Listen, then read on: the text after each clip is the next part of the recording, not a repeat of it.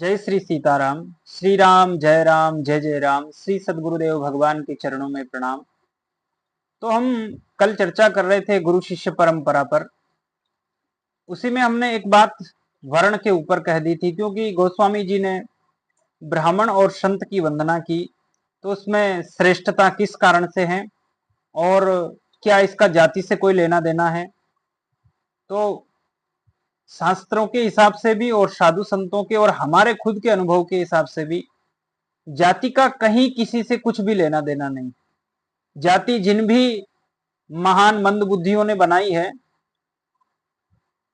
उसका फल आज की पीढ़ियां भुगत रही है। अगर ठीक ठीक हमारे समाज में जो मार्गदर्शक होते हैं और उन्होंने ठीक ठीक से लोगों को वर्ण व्यवस्था के बारे में बताया होता, तो आज ये स्थिति नहीं आती। बहुत भयंकर स्थिति है। इससे सब कोई अवगत नहीं है, और जो अवगत है वो बोल नहीं सकते डर के कारण। नहीं तो बहुत भयंकर स्थिति है जाति, वर्ण की नहीं, जाति की। जाति समाज जहां पर भी बटा हुआ है, बहुत उसकी दयनीय स्थिति है। तो मैं इतना ही निश्चित करना चाहता हूं कि भगवान के द्वारा तो 4 वर्णों की स्थापना है। भगवान ने गीता में भी कहा कि चातुर वर्ण्यम मया सृष्टम गुण कर्मा विभागशः, कि मैंने गुण और कर्म के विभाग से इन वर्णों की रचना की है। भगवान ने रचना की है, किसी व्यक्ति ने नहीं की है। और चातुर्य वर्ण्यम मया सृष्टम गुण कर्म विभाग सह, गुण और कर्म के आधार पर ही उसका वर्ण निश्चित होता है, जाति के आधार पर नहीं, जन्म के आधार पर नहीं। जन्म से सब कोई शूद्र होते हैं। तो आप जाति का अहंकार लेके अपने हृदय में बैठे ना रहें। अपने कर्म को, अपने गुण को और अपने स्वभाव को परखें, देखें कि आप जहां उत्पन्न हुए हैं क्या उसी के अनुसार है, और उसके अनुसार माना भी नहीं जा सकता। कोई अगर चर्मकार कुल में प्रकट हो गया तो क्या वो भक्त नहीं हो सकता? क्या वो संत नहीं हो सकता? क्या उसमें विद्वता नहीं आ सकती? क्या वो ज्ञानी नहीं हो सकता? क्या केवल वो उस कुल में प्रकट होने के कारण किसी काम का नहीं रहा? क्या केवल उसके लिए वही काम बन गया? ऐसा बिल्कुल नहीं। क्योंकि भगवान ने तो इतना कह दिया कि गुण कर्म विभागशः, उसका जैसा गुण होगा, जैसा कर्म होगा, उसका वर्ण वैसा ही माना जाएगा। लेकिन हम परमात्मा की हर बात को अपनी बुद्धि से लेते हैं, और ली है उस परमात्मा की बात को जिन लोगों की बुद्धि कम थी उन्होंने लिया, इसलिए तो जातियों की उत्पत्ति हुई है, जातियां बनाई गई। तो जातियों के आधार पर किसी के वर्ण व्यवस्था को आप नहीं बांट सकते। और आज तो सब छिन्न भिन्न हो ही गया है, कुछ जगह बचा है, और बड़ी उनकी मानसिक तनाव स्थिति है अभी, क्योंकि उनकी खड़ी हुई व्यवस्था बिगड़ रही और बिगड़ेगी ही। क्योंकि वर्ण व्यवस्था को आप कभी भी ना तो उसे बिगाड़ सकते हैं ना सुधार सकते हैं, क्योंकि वो तो गुण कर्म विभाग है। जैसा कर्म और गुण होगा उसका वही वर्ण हो जाएगा। भगवान ने जाति का कहीं नाम ही नहीं लिया। अर्जुन ने लिया था नाम तो, कि जाति धर्म नष्ट हो जाएगा, वो नष्ट हो जाएगा। भगवान ने कहा कि तुझे अभी ज्ञान नहीं है, पंडितों जैसी बातें कर रहा है। भगवान ने यह भी कहा कि तू पंडितों जैसी बातें कर रहा है। तो तथाकथित जो पंडित लोग होते हैं, जिनको वर्ण व्यवस्था का ज्ञान नहीं होता है, वो जाति को लेकर बातों को घसीटते रहते हैं। तो भगवान ने डांट कर बोला अर्जुन को कि तू बातें तो पंडितों जैसी करता है। तो भगवान ने 4 वर्णों की स्थापना की है, जाति से उसका कोई लेना देना नहीं। और आज भी मेरी दृष्टि में जिसका जैसा कर्म और गुण है, उसका वर्ण वही माना जाएगा। और इसके पीछे बहुत सारी बात हो सकती है, लेकिन अभी उसे नहीं करेंगे हम, क्योंकि आध्यात्मिक मार्ग में है। हाँ, इसके बीच में हमारे पास प्रश्न आए हैं, और जब उस दिशा में काफी प्रश्न हो जाएंगे तो फिर उसके ऊपर एक वीडियो बनाएंगे, और गहन चर्चा है उसके ऊपर। वो जो जहर है ना, वो आज की नव युवा है ना, नई पीढ़ी है ना, उसके लिए बहुत घातक हो रहा है, बहुत खतरनाक हो रहा है। और उसके उलझाव के कारण व्यक्ति की मन स्थिति परमार्थिक नहीं हो पा रही। ऊपर से वो राम राम भी कर रहा है, कृष्ण कृष्ण भी कर रहा है, लेकिन मन स्थिति उसकी वहीं पर है, वो वहीं गिरा हुआ है अभी। काम वासना तो पीछा छोड़ भी दे उम्र के हिसाब से, लेकिन ये जो जहर भरा है ना लोगों की खोपड़ी में और हृदय में, जाति परंपरा को लेकर, और समाज आदि की परंपरा को लेकर जो जहर भरा है ना, ये जहर तब भी नहीं खाली होता, मरने के बाद भी खाली नहीं होता। तो ये इसके ऊपर और लंबी वीडियो बनाएंगे। आज तो इतना ही कहेंगे कि भाई तुम इन जंजालों से बचो और परमात्मा के शुद्ध और सत्य मार्ग की ओर चलो, तो तुम्हें कुछ अनुभव हो पाएगा। भेड़ की भीड़ में मत चलो, कुछ अलग होकर देखोगे, अलग होकर देखोगे तो ही दिखेगा। भीड़ में तो भीड़ ही नजर आएगी तुम्हें, उस भीड़ से अलग होगे तो तुम्हें वहां की उनकी दयनीय स्थिति नजर आएगी।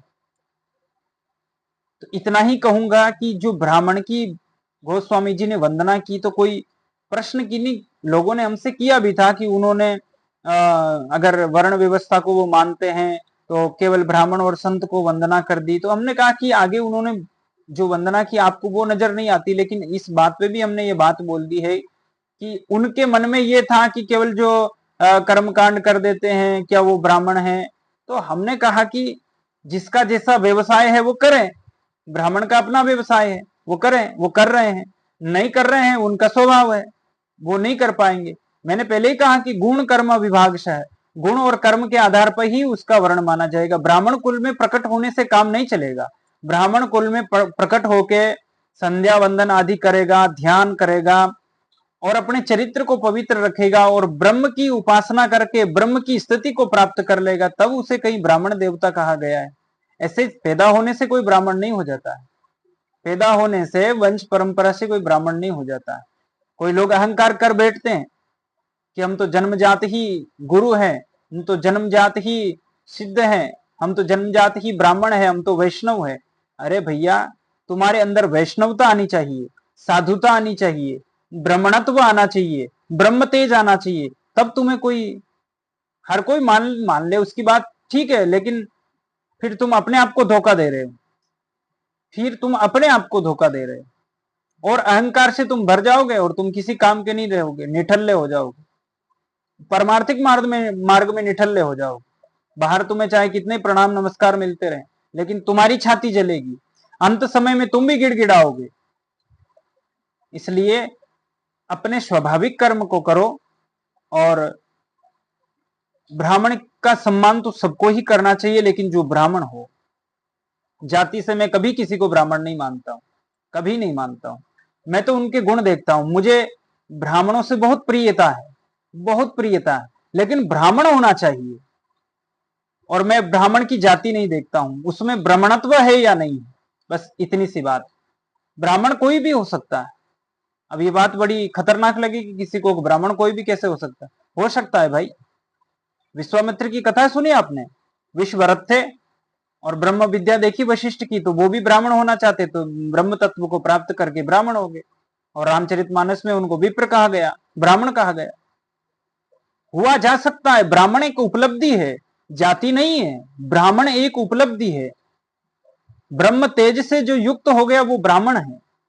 जाति से, अरे भैया, अगर तुम जाति की बात करते हो तो सृष्टि खंड में लिखा है कि सृष्टि खंड में ब्रह्मा जी ने 7 ऋषियों की उत्पत्ति की और 7 ऋषियों से फिर आगे, और कहीं पर लिखा स्वयंभू मनु से ये प्रकट हुई। तो उस समय तो वर्ण नहीं था, उस समय तो शूद्र वैश्य नहीं थे, तो सारी धरती ऋषियों की संतान है, तो तुम छोटे बड़े का भेद कैसे कर रहे हो? तो ये खोपड़ी का कचरा फालतू निकाल देना। अगर कहीं उच्च वर्ण से कोई नीचे वर्ण से, इस बात को निकाल देना अंदर से। भगवान की नजर में सब बराबर है। क्यों? शूद्र के हृदय की, शूद्र की छाती में भगवान नहीं बैठा है क्या? क्षत्रिय और वैश्य की छाती में भगवान नहीं बैठा है क्या? भगवान तो कुत्ता, बिल्ली, सांप, बिच्छू, चींटी तक के हृदय में बैठा है, वहां भी विश्राम कर रहा है। तुम किसकी बात कर रहे हो? ये परमार्थ है। यहां पर तुम इस जाति के अहंकार को, इस कूड़ा करकट को लेकर नहीं चल पाओगे। इसलिए मैंने इतनी बात बोली है, क्योंकि शास्त्रों में खुद, उन शास्त्रों को रचने वाले वो भी ब्राह्मण थे। उन्होंने खुद ने लिखा है कि राजा, स्त्री और ब्राह्मण को भक्ति दुर्लभ है। क्यों दुर्लभ है? क्योंकि ब्राह्मण को जाति का अहंकार होता है, राजा को पद का अहंकार होता है और स्त्री की कामना बहुत होती है, इसलिए इनको भक्ति दुर्लभ है। और इनको जब भक्ति प्राप्त हो जाती है ब्राह्मण किसको कहा? जो जाति का अहंकार लेके जो चलता है, ब्राह्मण के अहंकार के में ब्राह्मण जाति में पैदा हो गया, जबकि ब्राह्मण तो जाति है नहीं, वर्ण है, लेकिन उसने जाति मान लिया और फिर उस जाति के अहंकार को लेके चलता है, तो उसे भक्ति दुर्लभ है, बहुत दुर्लभ। और स्त्री कामना से गिरी होती है और राजा को पद का अहंकार होता है। और अगर तीनों सही मार्ग में आ जाए तो जब भी इनको भक्ति प्राप्त होगी तो ये आचार्य कोटि के हो जाएंगे। जैसे महाराज जनक जी हैं, महाराज दशरथ जी हैं, महाराज जी स्वयंभू मनु है, तो इन्होंने भक्ति की भगवान की और उस परम स्थिति को प्राप्त कर लिया। महाराजा अम्बरीश, महाराजा हरिश्चंद्र, तो जो सत्य के मार्ग पर आए हैं उनकी जय जयकार भी हुई। तो कहना इतना ही चाहता हूं कि वर्ण व्यवस्था का जाति से कोई लेना देना नहीं। जाति हमने परंपरागत और वंशानुगत बना दी है, उसका इस परमार्थिक मार्ग में कोई लेना देना नहीं है। और अगर जितनी जल्दी हो सके समाज अगर इन जाति के जहर से मुक्त हो जाए, तो जो बड़े बड़े संत सपना देख रहे हैं कि सब हिंदू एकजुट हो जाए, तो एकजुट तो तभी हो पाएंगे भैया जब तुम अपने इन भेदभावों को भुलाकर और आपस में मेलजोल बनाओगे। अरे पूर्व के समय को देखो तुम, भगवान कृष्ण के समय, राम के समय को देखो तुम, किस वर्ण व्यवस्था और जाति व्यवस्था की बात है? जाति व्यवस्था की बात ही नहीं है। अगर ऐसी बात होती तो क्या पांडव क्षत्रिय होते हुए किसी राक्षसी से विवाह कर सकते थे? पर भीम ने एक राक्षसी हिडिंबा से विवाह किया और तुम कहते हो वर्ण संकरता फैलती। जब हिडिंबा से विवाह किया तो एक महान शूरवीर पैदा हुआ जिसका नाम था घटोत्कच, जिसने महाभारत के युद्ध में हाहाकार मचा दिया, जिसने भगवान की आज्ञा पालन करके अर्जुन के प्राण बचाए और कर्ण की शक्ति को अपनी छाती पर लिया। क्या समझते हो तुम? इसको वर्ण संकरता कहोगे? और उन घटोत्कच के पुत्र महात्मा बर्बरिक, जिनको आज तुम खाटू श्याम मान के पूज रहे हो, जरा पीछे तो मुड़ के देखो। तुम जिस जातियों की बात करते हो, कहां है वहां जाति? कहां है जाति व्यवस्था वहां पर? तुम जानबूझकर अपने ही पैर पे कुल्हाड़ी मार रहे हो। और जरा वो तो पूर्व की बात हो गई, जरा अपने पूर्व के राजाओं को देख लो। उन राजाओं ने किस किस से विवाह किया? अगर तुम क्षत्रिय देवताओं में भी अगर मानते हो तो देव नारायण के पूर्वजों को देख लो। अगर तुम और पीछे जाना चाहो, झांसी की रानी को तुम जानते हो, उनकी वर्ण व्यवस्था देख लो। अगर जाति व्यवस्था देखना चाहते हो तो देख लो वो किस कुल में प्रकट हुई और किससे ब्याही गई। अरे तुम कहां फंसे हो? निकलो इससे बाहर।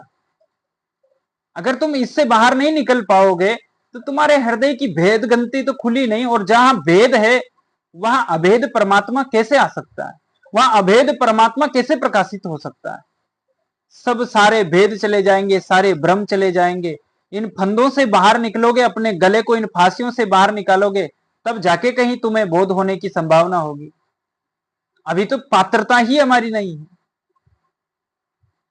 तो सबसे पहले इन भेदों से बाहर। मेरे कहने का मतलब क्या है? मेरे कहने का मतलब है जहां तुम्हारे स्वभाव के अनुकूल जाति मत देखना। ये बात किसी को सूट होगी, किसी को नहीं होगी, लेकिन समय आ रहा है वो जो तुम्हारी बनाई हुई धारणाएं सब टूटने वाली है, तुम्हारी बनाई हुई जातियां सब टूटने वाली है। केवल बचेगी वर्ण व्यवस्था, और वर्ण व्यवस्था को कोई नहीं तोड़ सकता, क्योंकि यह स्वाभाविक है।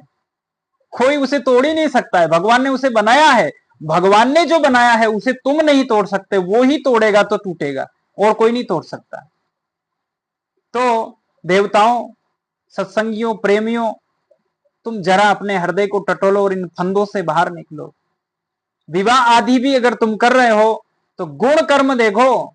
जाति को तुम क्या अचार डालोगे? जाति का गुण कर्म देखो, उसमें गुण कैसे हैं और कर्म कैसे हैं।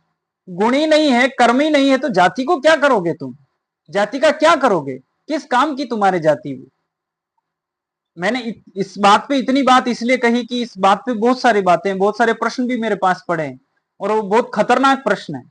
वो खतरनाक प्रश्न अगर तुम्हारी समाज वालों से मैं कर लूं तो किसी के पास कुछ जवाब नहीं। और प्रश्न इतने खतरनाक पूछे उन्हीं समाज के बच्चों ने पूछे। और अगर भगवान की प्रेरणा हुई तो मैं सत्य बोलने पर विवश हूं, तो मैं बोलूंगा।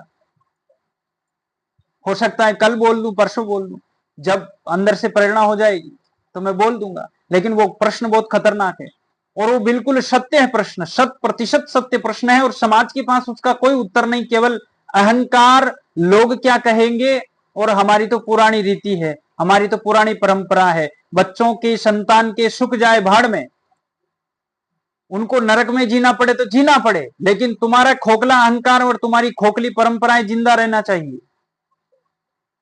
हिंदू अब भी नहीं समझ रहा है, इतने महात्मा चिल्ला रहे हैं फिर भी नहीं समझ रहा है, फिर भी जातियों में बटा हुआ है, फिर भी अभी जातियों को अपने पीठ पर डाले हुए जो लाश हो गई, जिनका कोई मतलब नहीं।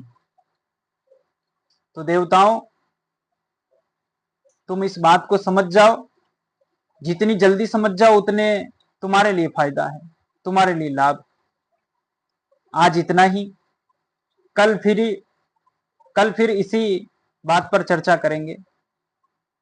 श्री राम, जय जय राम।